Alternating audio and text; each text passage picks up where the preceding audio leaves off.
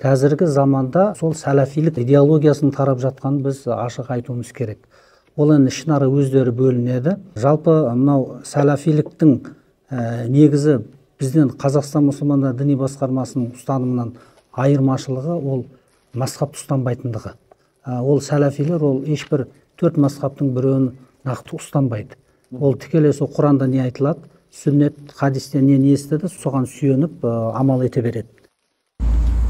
Ассалаумағалейкум. Ұстаздарға Алла разы болсын, бірақ бір үлкен қателік жасапты.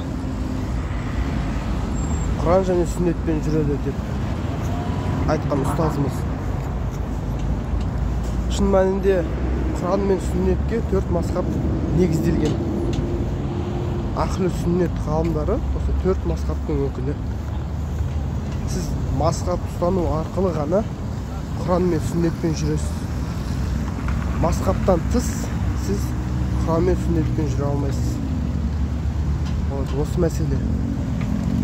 Ал ол кісілер Құран мен сүннетпен жүрген жоқ. Ол тек Құран сүннеттің сыртқы атрибутикасын ғана пайдаланып жүрді.